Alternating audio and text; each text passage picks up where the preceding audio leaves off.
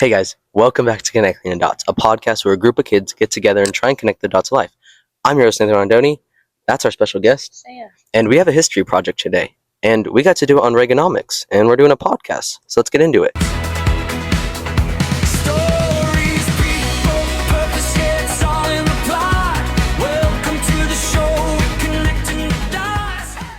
You guys are probably wondering, what is Reaganomics? Well, it's kind of the reason your parents started arguing about taxes.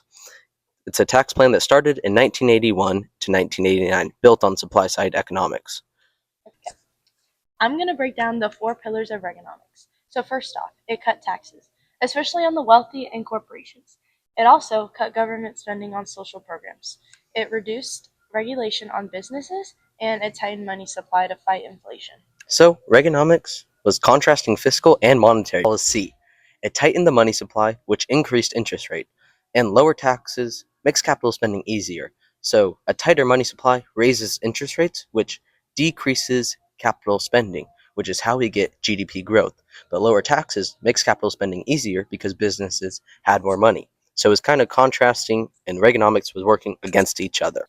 The numbers. So this is factual.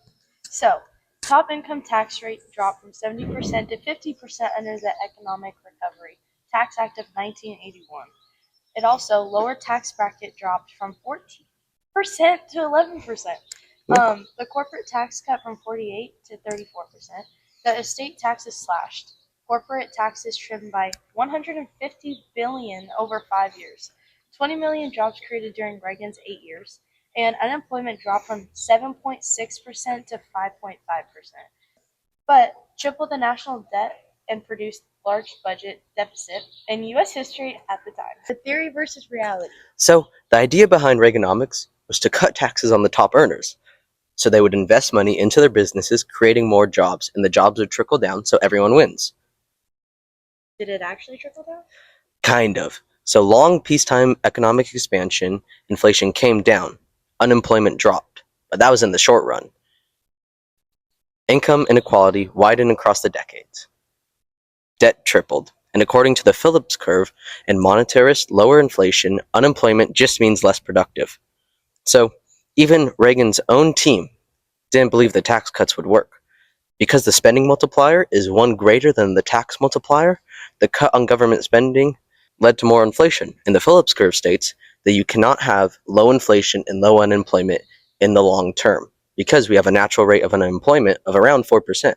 That's just going to happen. So Reagan trying to take that away wasn't going to work. Why it still matters.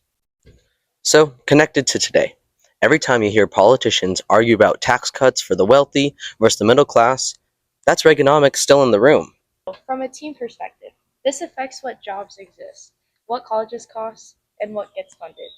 So, did it work? Depends on who you ask. I'm sure the rich loved it because they didn't have to pay as many taxes, but the income inequality greatened. And that's kind of on you, your point of view. It matters. So, in theory, it should have worked, but America operates in ample reserves. Money supply shifts are very difficult and require changes to policy rate, but the effects hurt the poor. So, we're just kids, so throwing together a podcast about Reaganomics without true economic experts would be a disservice to you, the listener. So we went to Mr. Oman, Vacaville High School's economics teacher and specialist, to get his expertise. This is what he said, quote, "The idea of Reaganomics was to shrink government in the hopes of individualization both as a business and personal growth, which led to growth. But this came at the expense of large government deficit and greater income inequality." That basically sums it all up. Thank you guys for watching today's episode where we covered Reaganomics and what it did to the rich and to the poor. What do we always tell the people? Have a great day. Fade to black. This is gonna be a lot of bloopers. This Cut. is going to be good. I'm gonna break down the 4 pillars. No.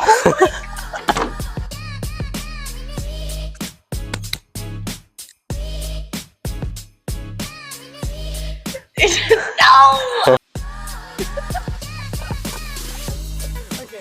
So